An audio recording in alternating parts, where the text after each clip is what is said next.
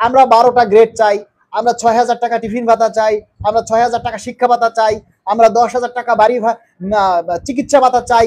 এই কথাগুলিই কিন্তু আপনার অনলাইনে লেখা, এই কথাগুলি অনলাইনে লিখতে হবে। আবার সেই কথাগুলি আমাদের এই বাইরের মিডিয়া জগতে আমাদেরকে প্রচার করতে হবে।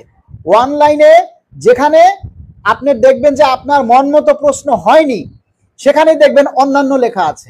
সেই অন্যান্যতে ক্লিক করলেই আপনি যেটা চাবেন সেটা ওখানে আপনি লিখতে পারবেন, লেখার সুযোগ রয়েছে। তাই অনলাইন জরিপকে খারাপ বলার সুযোগ নাই, তবে আপনারা সবাই চেষ্টা করবেন একই উত্তর দেওয়ার জন্য।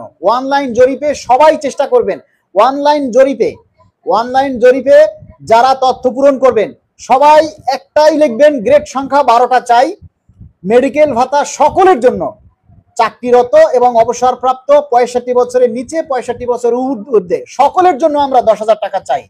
আমরা টিফিন ভাতা পার ডে 200 করে মাসে 6,000 টাকা চাই। শিক্ষা ভাতা আমরা 6,000 টাকা চাই। বাড়ি ভাড়া আমরা বিভাগীয় শহরে 80 থেকে 90% চাই, বিভাগীয় শহরে 80 থেকে 90% চাই, জেলা শহরে 70 থেকে 80% এবং উপজেলা শহরে আমরা 50 থেকে 60% চাই। এই কথাগুলি কিন্তু অনলাইনে লেখা যাবে এবং আপনার যে যৌক্তিকতা সেটাও আপনারা ওখানে তুলে ধরবেন। আপনারা সবাই অনলাইন জরিপে যারা পারেন না, যারা পারে তাদের হেল্প নেবেন। যারা অনলাইন জরিপের তথ্য পূরণ করতে পারছেন না বা বোঝেন না, যারা পারে আপনার অফিসে গিয়ে তাদের সহযোগিতা নেবেন। তাদের সহযোগিতা নিয়ে আপনারা আপনাদের সেই তথ্য পূরণ করবেন।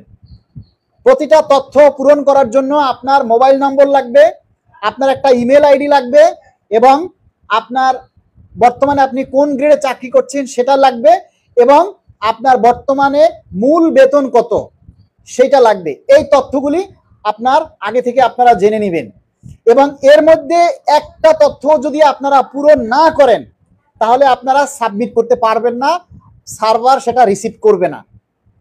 আপনাদের যদি একটা তথ্য অসম্পূর্ণ থাকে তাহলে কিন্তু অনলাইন আপনাদের তথ্য গ্রহণ করবে না, মানে জমা হবে না। তাই আপনারা সঠিকভাবে এই তথ্যগুলি পূরণ করবেন।